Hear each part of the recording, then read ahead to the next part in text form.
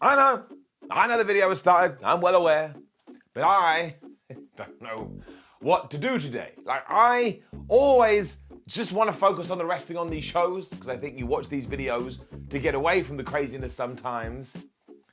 And your WWE thought they would take it all and throw it into one big pot. So here's what we're going to do. Introduce the counters. There you go. There's the up counter. There's the down counter. I'm now going to take my hand. 3, 2, 1, kablam. That's right. I've blown them up.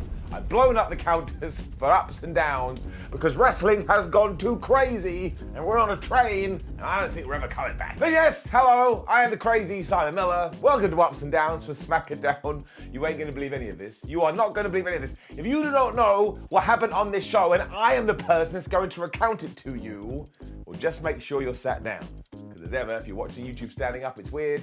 Even though it's not weird, you may be on a bus. Let's up those downs.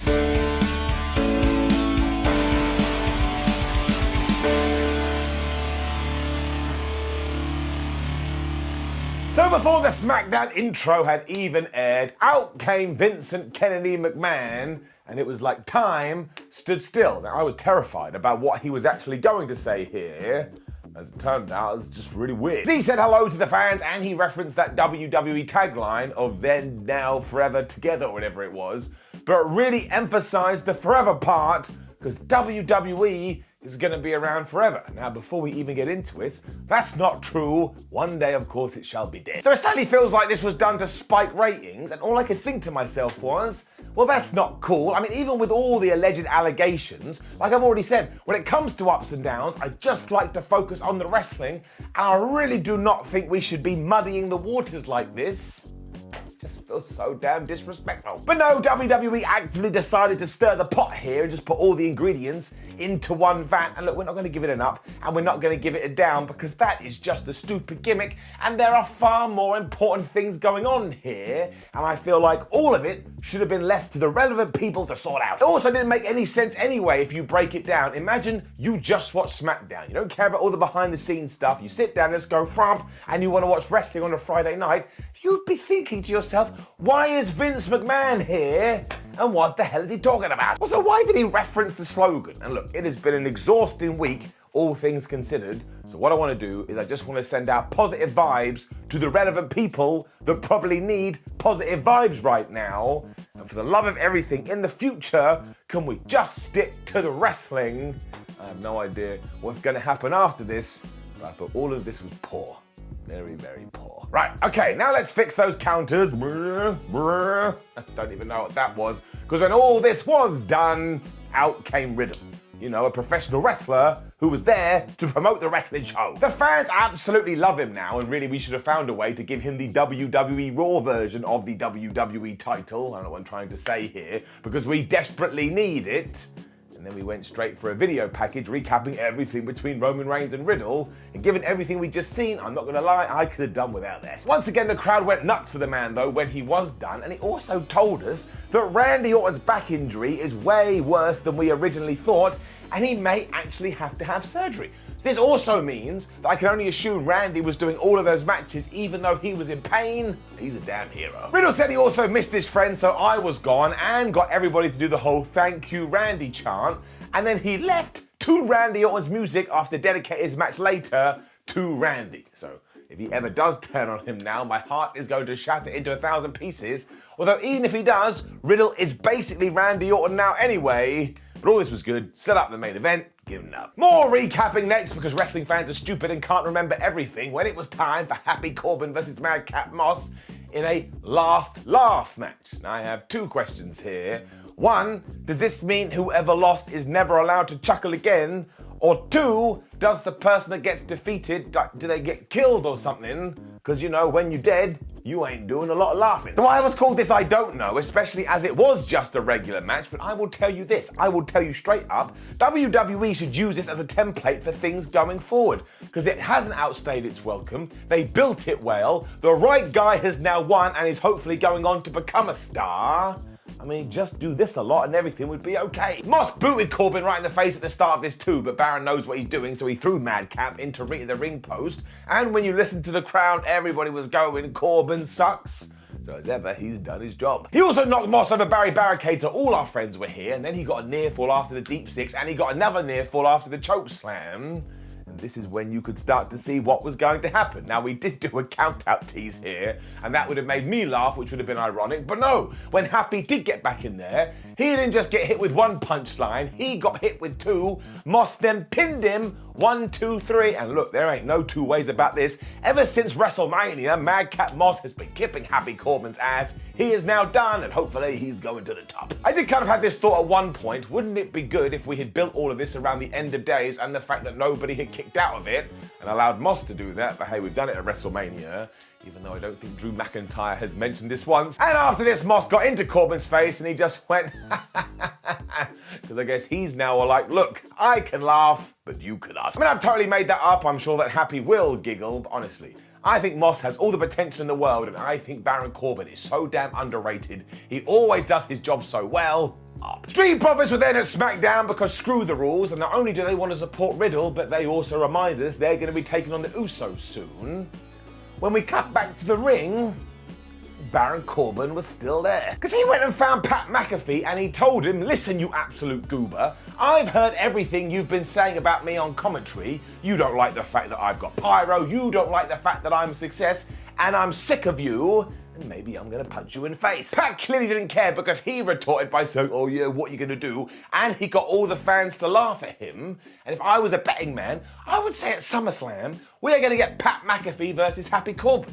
I crossed my arms and I thought about it and I thought about it. And I think that would be absolutely terrific, mostly because on a human level, I love both of these guys and I think they'd absolutely smashed it. So that's a couple of thumbs.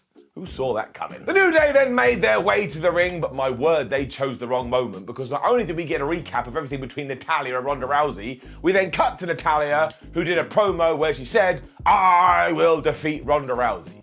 The whole time, I suppose, Kofi Kingston and Xavier Woods just stood there going, man, we want to wrestle. It was also setting up the most bizarre match ever because it was these two taking on Jinder Mahal and Shanky. I mean, that is frankly incredible. It was super short, but that wasn't the point because as ever, the focus was on the fact that Shanky has to dance. Now look, for the last few weeks, I have said how ridiculous this is. And of course it is ridiculous, but WWE have done that thing where they're so good. They drive something into the ground and they make it so silly, my immaturity sparks off. Now I think it's the greatest thing ever. Jinder was just yelling at his buddy to stop wiggling his hips. And yes, at one point, Xavier got his trombone and started to go brr, brr, brr, and because it is Shanky, he was just over dancing, I suppose, if that's a thing. So Jinder tagged in. He got hit with the Trouble of Paradise basically straight away. 1, 2, 3, and he lost because of dancing. And do you want to know what the S-Dog did after this? He danced. So he could not give a shit. This was the greatest moment of my life. I'm not even kidding. I can't believe this happened on a television show, and I can't believe that it was greenlit, but I was so damn sports entertained. Once again, for all the wrong reasons, but sometimes wrong can be right. It just feels so damn good. We then got another Viking Raiders video, and I was a little bit worried because sometimes WWE will run these and run these and run these, and then they vanish and we never hear anything again. So fingers crossed that doesn't happen. When it was time for the fallout between Sheamus and Drew McIntyre to see which one was going to go into Money in the Bank. And if you've been watching WWE for a while, you could have written your guesses down and you would have been exactly correct. The whole idea was that Adam Pearce had to decide who was going to go into this match. And if you were a normal human being, you would have gone, well, look, given that you both got counted out or double DQ'd last time, we're going to have a no holds barred, no DQ, no count out. There must be a winner match. But no, he didn't do that because that would be too sensible. Sheamus had also told the Brawling Brutes to stay in the back, and even though Butch was like, no, man, I want to go out there, Ridge Holland said he'd take care of it, so maybe he locked him in a cage or something. And then in the ring, Adam Pearce just went, oh yeah, I'm thinking about it, and Sheamus, it's going to be you. Then after Sheamus laughed about this and Drew McIntyre beat him up, Adam Pearce also went, oh man, I meant to say Drew, you're also going to be in it. So McIntyre then Claymore'd Sheamus, and that was it. And look, I was fine with this on one level, but it went 10 minutes to get absolutely nowhere. I don't understand why they didn't do the rematch. And you can now say, yes, but Simon, they wanted them both in the Money in the Bank, so they had to do something else. Well, if that's the case, don't put them in a qualifying match to begin with. Go and take two other people and have Drew McIntyre and Sheamus win. Otherwise, you're basically undermining your own damn tournament. I mean, when you do this, the whole thing just seems silly. And look, let's face it, wrestling is silly enough. Seconds before this, I saw a man win a match because he was dancing. So while this wasn't actually that offensive at all, it just felt a bit like a waste of time. Down. Kayla Braxton then found Sami Zayn outside the Bloodline's locker room and basically asked him, do you think they're going to kill you? Because basically Roman Reigns only has his championship match tonight because of you. Sami was like, no, that's not going to happen. But this man was definitely lying. We also then cut to Raquel Rodriguez, who told us that she will qualify for Money in the Bank, and this poor lady had the worst scripted verbiage you have heard in ages, and she had to say it like this. Imagine I'm talking to you now, and I'm smiling all the time, even if I say things like, and then the fire burnt the hospital down. You're like, this guy, I want to get away. And I was baffled for a second, but then we did learn it was Raquel taking on Shayna Baszler to see who was going to go and try and win the briefcase.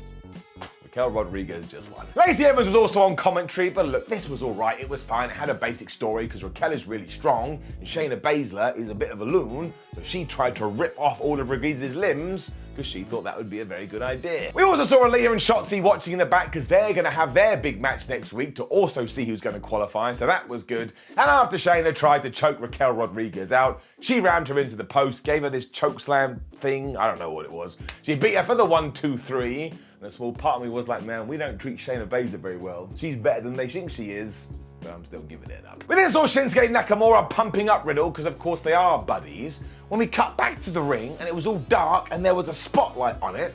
And I was like, man, I'm worried, what are we about to do? And it was stupid, because as it turned out, this was meant to be the big reveal of Max Dupree's first client, but instead he was in the back telling Adam Pearce, I don't like the way that you've set the ring up, so now we're not going to do it. So it's quite clear that WWE doesn't have a plan with this, and this bums me out because I actually quite like the idea. I've been wanting to see what's going to happen for 2 weeks, and now we're into week 3 and we've got nothing. Now the good thing is it hasn't been scrapped, and I'm terrified that's going to happen too, but I shouldn't be pumped up to see a segment and then have it stripped away from me twice in a row. So let's get it down. An interview with Gunther followed, but Ludwig has been speaking for Bowser for many years, so he did the same here, and basically said, look, he's a new Intercontinental Champion, he a damn warrior, he's gonna bring prestige back to this belt, everyone that wins the Intercontinental title has to say that, and also, no American will ever win this again. So if you're wondering, these two are definitely bad guys, and Gunther was all like, I'm the Intercontinental Champion,